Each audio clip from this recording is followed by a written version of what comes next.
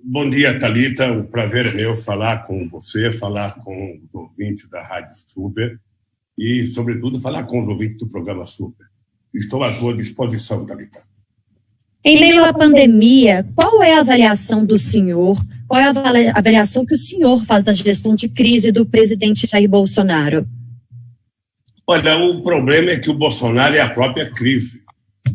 Né? Um cidadão que tem a pachorra de publicar um Twitter, um fake news sobre o SEASA de Belo Horizonte, sabe, vazio, tentando mostrar que estava vazio, ou seja, se levar em conta que aquele estava em manutenção, que o pessoal não estava trabalhando, e depois pede desculpa, ou seja, ele está acostumado a fazer isso o tempo inteiro.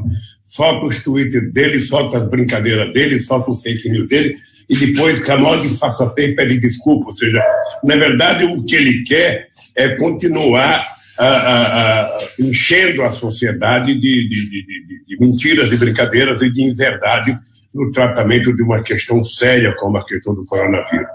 Eu acho que nós temos que ter muita solidariedade com as pessoas que estão sofrendo, com as pessoas que estão infectadas, muita solidariedade às pessoas que já perderam um parente, e ter em conta que o governo federal ele tem o papel de coordenar as ações, ou seja, ele tem a obrigação de coordenar a atuação de 27 governadores, de 27 secretários de saúde estaduais, tem que coordenar, junto com os governadores, a atuação dos prefeitos, porque toda essa gente irá funcionar muito melhor se tiver uma coordenação centralizada, se tiver liberação de recursos com facilidades, para que os prefeitos possam trabalhar, para que os governadores que queiram trabalhar possam trabalhar. Ou seja, não é hora de nenhum governador, não é hora de nenhum prefeito ou de qualquer pessoa fazer qualquer brincadeira com uma pandemia dessa gravidade que ninguém sabe aonde pode parar. O que a gente sabe é que está matando mais gente do que a gente jamais poderia supor que fosse matar. Então a hora é de muito trabalho. É preciso que o governo não tenha limite para colocar dinheiro na saúde, é preciso que o governo não tenha limite para comprar quantas máscaras for necessário, quanto gel for necessário, quantos respiradores for necessário.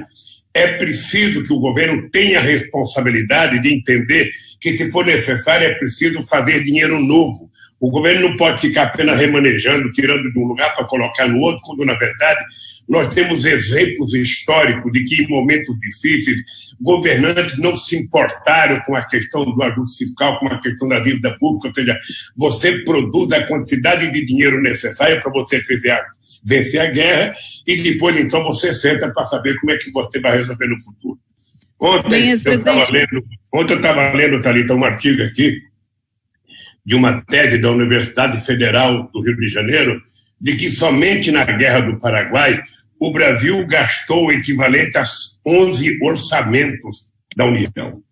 Ou seja, é uma guerra, nós não temos que ter limite, nós temos que colocar dinheiro novo para poder favorecer aqueles que estão preocupados em fazer o tratamento das pessoas. Nós sabemos que o isolamento é necessário, o isolamento evita duas coisas, evita que a pessoa seja transmissora e que a pessoa possa ser, ser vítima de transmissão. Ao mesmo tempo, nós vamos cuidar das pessoas que precisam trabalhar em serviços essenciais. A verdade é que nem da questão da saúde está sendo cuidada, é preciso que a gente tenha muita solidariedade a esse pessoal da saúde que está colocando a sua própria vida em risco para tentar defender, às vezes, pessoas que agem de forma irresponsável, obedecendo ordem de governadores, ordem de presidente da República, de ir para a rua, sem levar em conta o risco que estão colocando toda a sociedade. A verdade é que o presidente Bolsonaro não está sabendo cuidar dessa crise, não assumiu o comando dessa crise, e a verdade é que tem alguns governadores que pretendem ainda, seguir o rumo do governador sem levar em conta a gravidade da crise que nós estamos enfrentando, Thalita. Ex-presidente Adriana Ferreira, quem fala com o senhor, prazer falar com o senhor aqui na Super.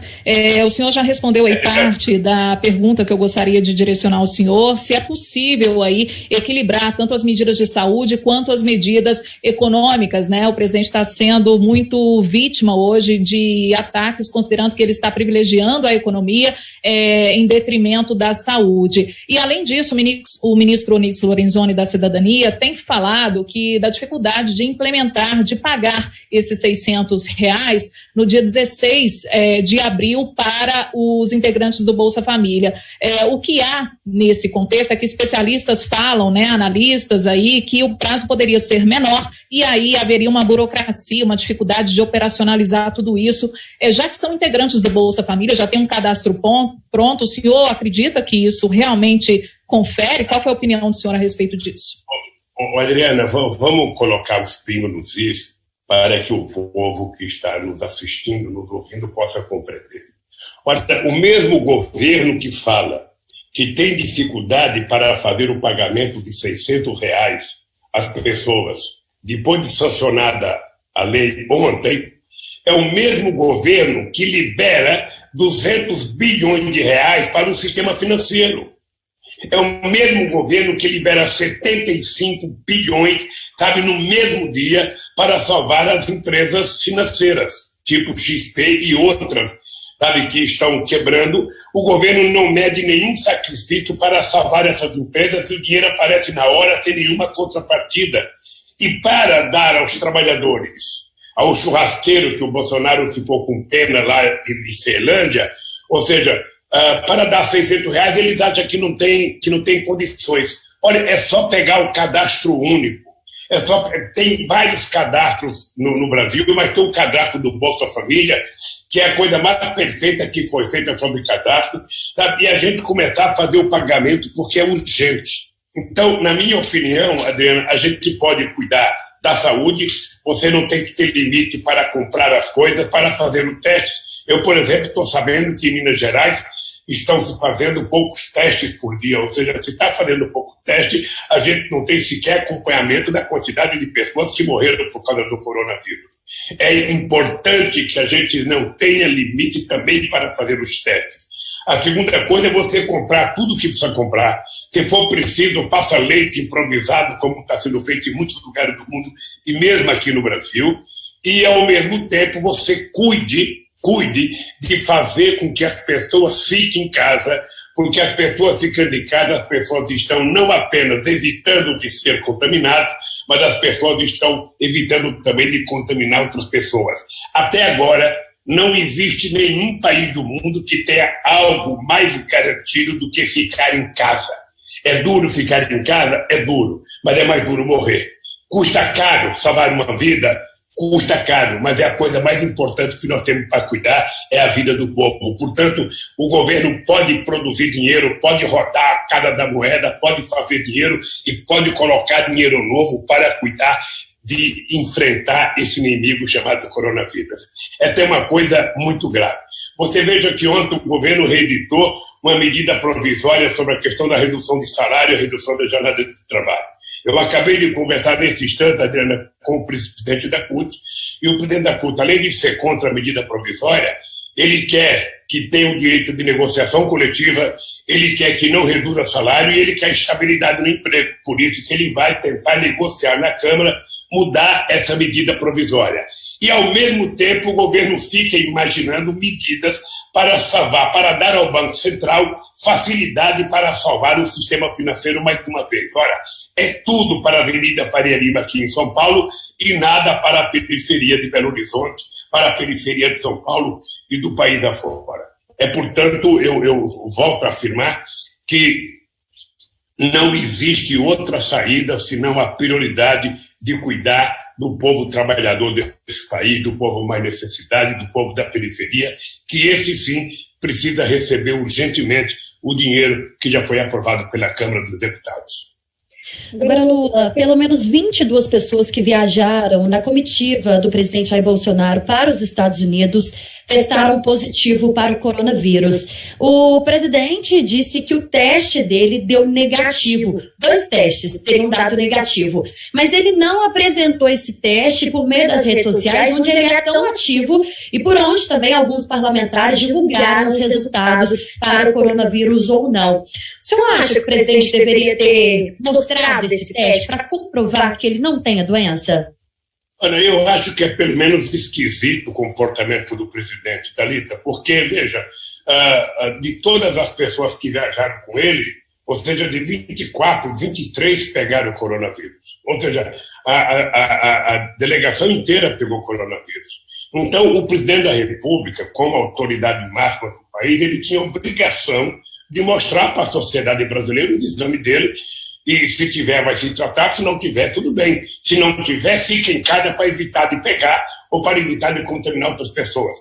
Era isso que a gente esperava de um presidente da República. Seriedade e serenidade. Agora, me parece que ele não tem compromisso com isso. Me parece que tudo que o presidente Bolsonaro não tem é compromisso com a verdade. Ele está sempre brincando, está sempre fazendo fake news. Quando ele não faz, os filhos fazem, depois ele pede desculpa. Veja uma coisa grave que aconteceu de ontem para hoje, Thalita.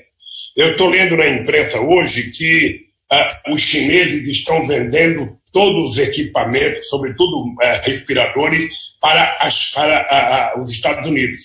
Ou seja, que a China suspendeu todos os pedidos de outros países, inclusive do Brasil, para atender os Estados Unidos. Eu vi agora no jornal que parece que tem 7 ou 8 aviões de carga dos americanos lá na China para pegar esse material. Ora, isso demonstra a falta de respeito que o Brasil perdeu com a China. Não é possível que o Brasil tenha encomendado e a China, alguém da China, um empresário qualquer, tenha vendido para os Estados Unidos e não tenha vendido para o Brasil. Isso significa que o Brasil não está sendo levado a sério. É preciso que o Brasil fale com a China e o Brasil, mantenha o direito de receber aquilo que comprou. Porque senão nós vamos ficar mais desmoralizados ainda, nós vamos ficar mais preocupados ainda e as pessoas vão ficar com mais incerteza. Porque nós somos uma sociedade hoje, no mundo inteiro, com muita incerteza, porque ninguém sabe o que vai acontecer. Ninguém sabe.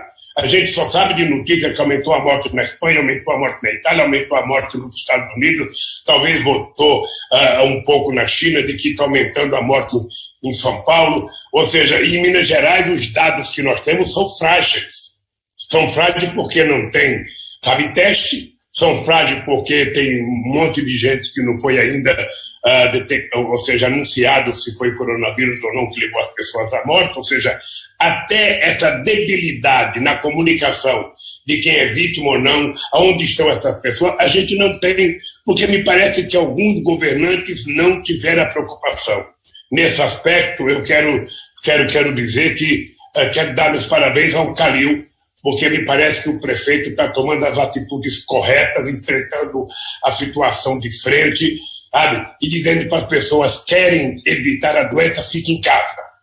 Fique em casa, que é a melhor possibilidade de você evitar de pegar o coronavírus. Depois a gente vai resolver como é que a gente vai sobreviver. Mas o grande problema é ficar em casa agora. O Bolsonaro critica muito a imprensa, ele acusa jornalistas e veículos de o perseguirem a todo momento. O senhor também criticava a imprensa. Qual a sua opinião hoje? Olha, você sabe que eu sou muito crítico à imprensa na questão da política, mas eu já disse, a segunda vez que eu vou dizer, com você a terceira, é que a imprensa tem feito um papel extraordinário na cobertura da crise do coronavírus.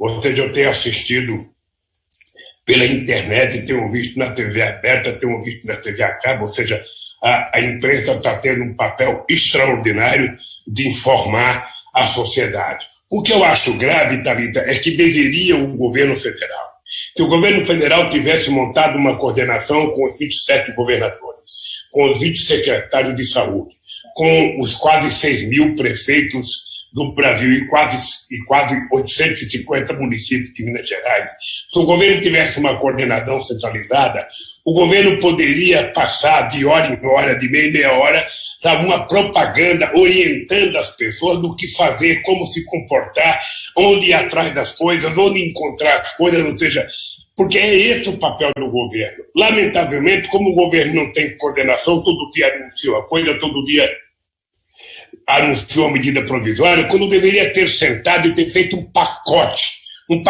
para enfrentar o coronavírus, um pacote para comprar remédio, um pacote para cuidar dos médicos, um pacote para comprar respirador e um pacote para manter as pessoas em casa.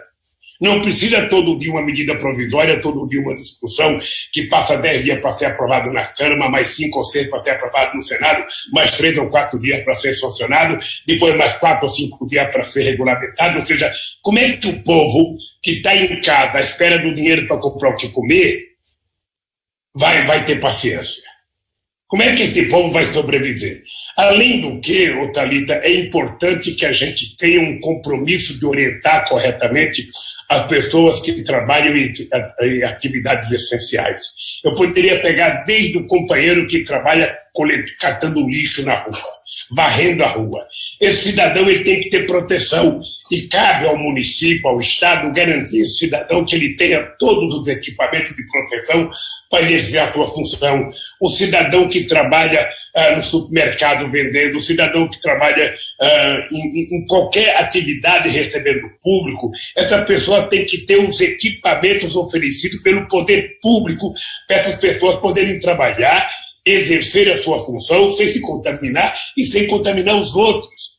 Ou seja, o que está faltando, na verdade, é um maestro nessa orquestra.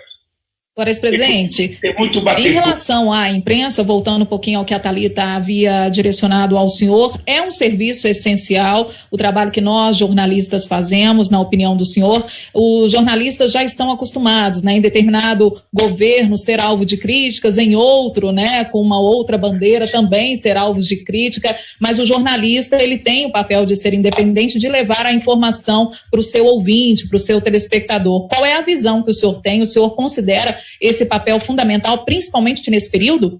Eu acho que é uma... Não, veja, a atividade da imprensa, Adriana, ela é uma atividade essencial em qualquer circunstância, ou seja, até porque a garantia da existência de um Estado de direito e do Estado democrático pressupõe uma imprensa livre e soberana, uma imprensa que seja efetivamente democrática.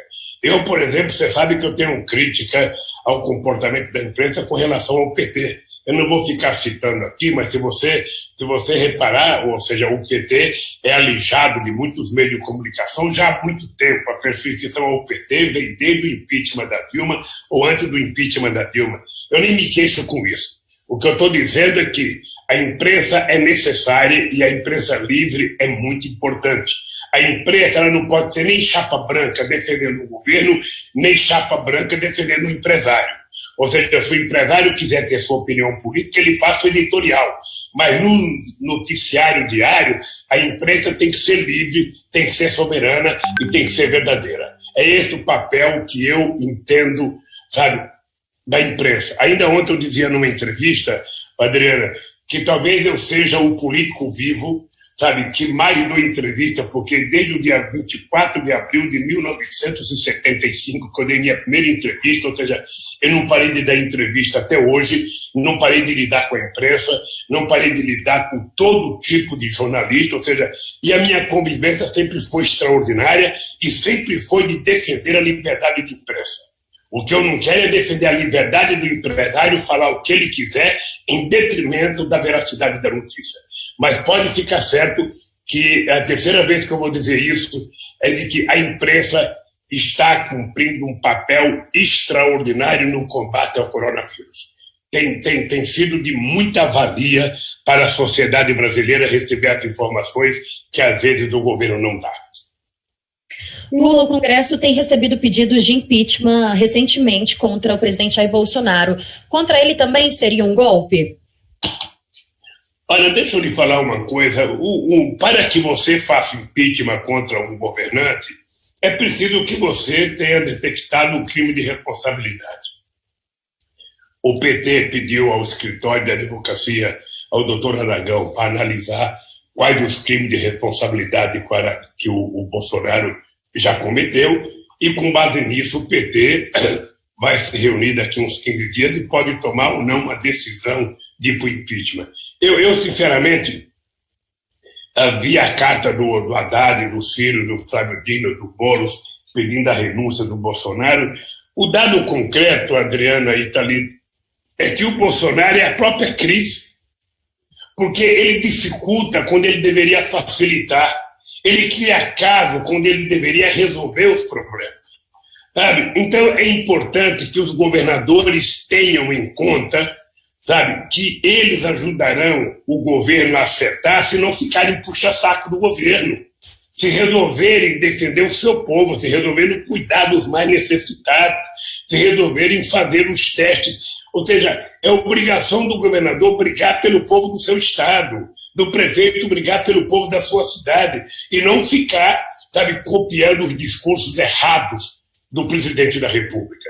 Eu acho que nós poderemos chegar a ter um pedido de impeachment do Bolsonaro, sim, na medida que ficar aprovado o crime de responsabilidade e na medida que o presidente da Câmara resolva colocar em votação um pedido de impeachment do presidente da República. Agora, no fundo, o que eu espero, Adriana e Thalita, é que esse cidadão assuma o papel de presidente da República de 210 milhões de brasileiros, que esse cidadão pare de brincar com fake news, que ele pare de me fazer piada, que ele pare de colocar fotografia e vídeos de bobagem como essa do SEADA que ele põe em Belo Horizonte, e que ele comece a pedir desculpas ao povo pelos erros que ele cometeu e comece a acertar daqui para frente. Ele tem que montar comitês de especialistas para cuidar de cada coisa, para administrar cada coisa, para executar cada coisa. O que não pode, ele aprovar um dinheiro e depois ele não tem como entregar. Se ele não tem como entregar, nós sabemos como entregar, porque já fizemos isso. O Bolsa Família era 14 milhões e meio de pessoas que recebia cartão e recebia tranquilamente através da Caixa Econômica Federal, sem nenhuma intromissão de nenhum político. É plenamente possível, você tem cadastro, o cadastro único, que você pode atender as pessoas. O que é importante é liberar logo esse dinheiro. Parar de brincar com o pobre, parar de favorecer o rico, porque me parece que o Guedes tem a cabeça só voltada para resolver o problema do sistema financeiro. Eu tenho que resolver o problema de liquidez do banco, eu tenho que resolver o problema de liquidez das financeiras, e o povo pobre espere. Porque para eles o povo pobre não é gente, é um número. Presidente, o senhor citou aí a questão do manifesto, né, assinado pelo Boulos, também pelo Fernando Haddad e também pelo Ciro Gomes. Aí eu pergunto para o senhor como que está a relação do senhor com o ex-ministro Ciro Gomes. Houve um afastamento, né, nas últimas eleições, ele foi alvo, criticou o senhor, chamou o senhor, inclusive, de encantador de serpentes em alguns momentos, usou algumas palavras que comprometeram aí, palavras de baixo calão, vamos dizer assim, pessoas sem escrúpulo e tudo mais. Como que está essa relação? E o senhor cogita a possibilidade de uma reaproximação nesse momento? Olha, eu faz muito tempo que eu não tenho relação com o Ciro Gomes. Eu já disse mais que uma vez, eu não tenho nada contra o Ciro Gomes. Se for necessário conversar com o Ciro, eu converso com o Ciro. O Ciro, todo mundo sabe, ele muitas vezes é destemperado, não é a primeira vez, ele já fez isso em todas as vezes que ele foi candidato, e dessa vez ele resolveu ocupar o PT, ou seja, o PT tinha um candidato em primeiro lugar na pesquisa, o PT tinha um candidato que poderia até ganhar as eleições no primeiro turno, e ele resolveu achar que o PT não deveria conversar com outros partidos porque deveria apoiar ele. Não tem sentido isso, não tem nenhuma explicação esse comportamento do Ciro. Mas, de qualquer forma, eu compreendo a política e acho que nós temos que continuar conversando independentemente de divergências menores. Ou seja, eu tenho respeito pelo Ciro porque o Ciro trabalhou, me ajudou no governo. Em qualquer momento a gente pode se encontrar, pode conversar, ou seja, não tem uma hora certa, não tem um dia certo, mas isso está em aberto. Presidente, ainda sobre o coronavírus, eu queria pedir para que o senhor fizesse um resumo das ações feitas pelo governo até aqui em dois pontos. Primeiro, para a saúde do cidadão e segundo, para a economia. Eu não entendi, Thalita. eu queria que o senhor fizesse, por favor, um resumo das ações feitas pelo governo até aqui em 2 pontos em relação ao coronavírus. O primeiro ponto, a saúde do cidadão, e o segundo ponto, para a economia. Thalita, com relação à saúde do cidadão, veja, nós temos muita dúvida, nós temos muitas contradições, nós temos muito diz que diz. Você veja que nós passamos quase que um mês à espera que o ministro da Saúde dissesse que o presidente estava errado em pedir para as pessoas não ficarem confinadas em casa. Ou seja, um mês praticamente nessa discussão, e o ministro da Saúde, com muito custo, conseguiu dizer mais ou menos, mas não disse ainda categoricamente. E no dia seguinte o Bolsonaro vai e desmente. Ou seja, porque assim, ele fala uma coisa de noite, de manhã ele faz outra, depois ele fala outra de noite, de manhã ele faz outra, e no meio do dia vai pedindo desculpas. Então, na questão da saúde, nós ainda estamos com dívida com a sociedade brasileira. Nós ainda não fizemos, sabe, uma testagem que possa nos dar a garantia de saber quem está ou não está, sabe, contaminado. Nós ainda não temos essa testagem. Nós estamos ouvindo falar já faz 20 dias que vai vir não sei quantos milhões de testes, não sei quantos milhões. Até agora não veio esses testes todos para fazer para as pessoas. Ainda somos um país com pouca testagem. Nós somos um país que todo dia reclamamos. Eu estava vendo no jornal agora que um estado como São Paulo, que é uma rica da federação, que tem 1.400 respiradores, é preciso pelo menos o dobro para atender a necessidade. Nós sabemos que não tem respirador na maioria dos estados, nós sabemos que tem deficiência de leito na maioria dos estados, e nós sabemos que o pessoal que está na saúde está com problema de saúde. Eu estava vendo na imprensa esses dias, só entre o Sírio-Libanês e o Alberto Arte, que são 2 dos principais hospitais do Brasil, tem 405 funcionários afastados. Então ainda estamos muito devedores na questão da saúde para o povo. O povo precisa saber mais e o povo precisa ter mais certeza do que o Estado está fazendo por ele. Do ponto de vista econômico, Thalita, a gente já vinha com uma crise econômica antes do coronavírus. Quando chega o coronavírus é como se tivesse começado uma guerra. Ora, quando começa uma guerra, você não tem limite orçamentário. Numa guerra, você vai gastando o que for necessário para vencer a guerra. Você imagina quanto que o Roosevelt gastou para poder salvar, sabe, acabar com a Segunda Guerra Mundial. E foi a Segunda Guerra que resolveu o problema da economia dos americanos. Você imagina quanto que a Rússia gastou? Ou seja, e o Brasil não tem que ter limite. Ou seja, nesse momento em que a produção não está acontecendo, o que nós temos que fazer? Nós precisamos produzir dinheiro novo para garantir que pequeno e médio empresário possam pagar seus funcionários sem dispensar os funcionários. Nós precisamos garantir dinheiro novo para ajudar aqueles setores que querem pagar a folha de pagamento dos trabalhadores. E nós precisamos fazer investimentos em outras áreas do Brasil. Poderia estar investindo em infraestrutura.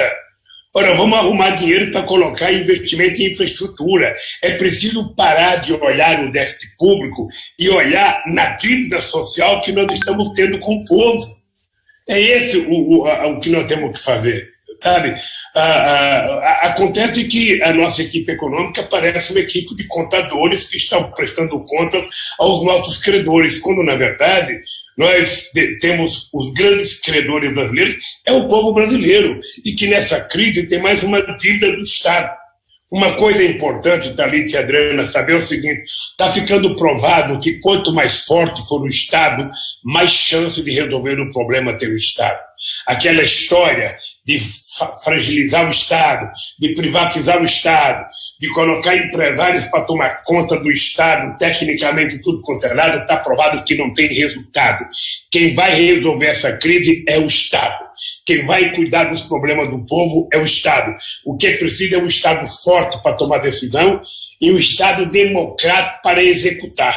Ou seja, um Estado que seja indutor das boas políticas públicas, que seja indutor, sabe, das finanças e indutor de produzir dinheiro para garantir que o povo receba aquilo que o Estado já aprovou que vai pagar. Sabe, não tem nenhuma novidade, já foi aprovado na Câmara, já foi aprovado no Senado, agora é fazer o dinheiro chegar nas mãos das pessoas. E aí é poder chegar. Sim, em relação, nesse momento de pandemia também, uma discussão que eu gostaria de abordar com o senhor agora também é a questão das eleições gerais, né? Um assunto que voltou à tona nesse momento, diante da possibilidade de adiamento dessas eleições que seriam realizadas em 2020, um pleito só seria realizado, portanto, em 2022. É o que tem se discutido, apesar do Tribunal Superior Eleitoral ainda manter as eleições, cravar que manterá as eleições ainda esse ano. O que o senhor pensa a respeito das eleições gerais? O senhor que chegou a discutir isso com a ex-presidente Dilma Rousseff em 2016, né? Essa discussão já havia começado a ser feita nesse período também que se aproximava o afastamento da ex-presidente Dilma Rousseff. O que o senhor pensa a respeito desse assunto? Thalita, a questão eleitoral de 2020 não é uma questão de princípio. Ora, se nós chegarmos no momento importante de decidir, percebemos que a crise está avançada, que a crise está se agravando, ou seja, não há por que você manter eleições. Você pode suspender as eleições, não será a primeira vez, nem será a última vez. Não é uma questão de princípio. Eu acho que ainda não é momento de discutir isso. Sinceramente, eu acho que não é momento. O momento agora é dedicar toda a nossa inteligência, toda a nossa energia para a gente tentar minimizar os efeitos do coronavírus no povo brasileiro. O Brasil tem muita gente necessitada, tem muita gente pobre que vai ter vitimada, tem muita gente vivendo em espaço muito pequeno, e o Estado precisa garantir e saber como é que a gente vai ajudar essa pessoa. Eu nem estou culpando o governo, eu estou achando que o governo precisa ter capacidade de coordenação. O governo já deveria ter juntado os 27 governadores de Estado, os 27, decidido que política vai fazer junto com os governadores, dependendo de quanto recurso precisar cada estado, e o governo fazer, pura e simplesmente, o dever de casa. Liberar os recursos para os governadores vão fazer reunião com os seus prefeitos, vão liberar recursos para os seus prefeitos, e aí, governo federal, governo estadual, governo municipal, mais as entidades da sociedade civil, mais os especialistas, nós vamos cuidar do povo brasileiro como um todo. Para isso tem uma coisa a fazer, garantir que as pessoas fiquem em casa e garantir os recursos que estão sendo aprovados na Câmara e no Senado. Se a gente fizer isso, será 80% do caminho andado. E aí vamos cuidar das nossas pessoas, vamos salvar vidas. Nós estamos conversando com o ex-presidente Luiz Inácio Lula da Silva. Lula, como que o PT vai trabalhar a candidatura nos municípios, em especial aqueles mais fortes? E eu aproveito o momento para te fazer também uma outra pergunta. Pela condenação, o senhor está inelegível, mas desde que o senhor foi solto, o senhor tem percorrido o Brasil e a gente tem visto esse movimento. Um possível adiamento das eleições seria bom para o PT recuperar a força do partido, que já teve em outros anos, em outras eleições, e para que você tentasse também reverter essa decisão judicial? Thalita, você poderia responder, porque tem um som aqui da caixa de som aqui que está... Repete a pergunta para mim. Por favor. Vou te fazer duas perguntas. A primeira delas é como que o PT vai decidir pelas eleições municipais, vai trabalhar as candidaturas nos municípios, em especial aqueles mais populosos. E a segunda é em relação à situação atual do senhor. Pela condenação, o senhor está inelegível. Mas desde que o senhor foi solto, o senhor tem percorrido o Brasil, uma tentativa de retomar a força do seu nome, também a força do nome do PT. Um possível adiamento dessas eleições, das eleições deste ano para 2022, eleições unificadas, seria bom para o PT e para que o senhor também tentasse reverter essa decisão judicial? Thalita, primeiro é o seguinte, eu acho que hoje o PT está preparado para disputar as eleições em Minas Gerais, eu vou te dizer, nos 80% dos principais municípios de Minas Gerais. O que é importante é que o PT concentre a sua energia nesse instante para tentar, tanto na Assembleia Legislativa como na Câmara de Vereadores, votar em coisas que digam respeito a coronavírus, ou seja, na Câmara Municipal aprovar coisas que possam facilitar, sabe, o combate ao coronavírus. Na Assembleia Legislativa, eu sei que a Assembleia aprovou ontem, eu sei que os deputados, inclusive, colocaram dinheiro de emenda parlamentar. É preciso que a gente faça todo o nosso esforço para combater o coronavírus. A questão da eleição, quando chegar o momento certo, a gente decide. Se for para não ter eleição, que não ter eleição, o Brasil não vai acabar por causa disso, não. O Brasil não vai acabar, ou seja, a gente pode fazer eleição para frente. Agora, com relação ao meu caso, eu sinceramente, Thalita, não estou preocupado com o meu caso. Obviamente que eu quero recuperar os meus direitos políticos, eu quero recuperar o direito de ser cidadão, de votar e ser votado. Isso não implica que eu possa ser candidato ou não, eu já vou estar com 77 anos quando chegar as eleições de 2022.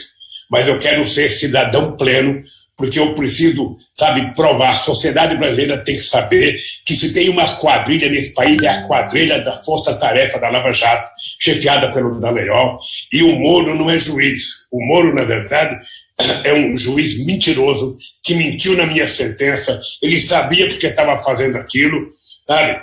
E está agora mostrando o comportamento dele como ministro ineficaz, como ministro, eu diria, muito, muito frágil, ou seja, sem nenhuma personalidade. Então, eu faço questão, sabe, de recuperar meus direitos políticos para poder não só garantir a minha inocência, mas para garantir que os culpados foram aqueles que me condenaram. Tá? Então, eu estou muito tranquilo, não, minha cabeça não está pensando em eleições agora, minha cabeça está pensando em duas coisas. Primeiro, como posso ajudar o país a enfrentar o coronavírus, e segundo, como posso, sabe, me comportar e me cuidar para não pegar o vírus, já que eu estou numa idade, sabe, que é considerada pela ciência delicada. Eu estou com 74 anos, eu voltei da Alemanha, vai fazer hoje, completa 21 dias que eu voltei da Alemanha, não saí de casa desde que eu voltei da Alemanha, e graças a Deus, nem eu e nenhuma das pessoas que viajaram comigo tiveram qualquer problema, sabe, de coronavírus. Graças a Deus. Hora do bate-pronto. No Café com Política. No Café com Política. Hora do bate-pronto. São perguntas.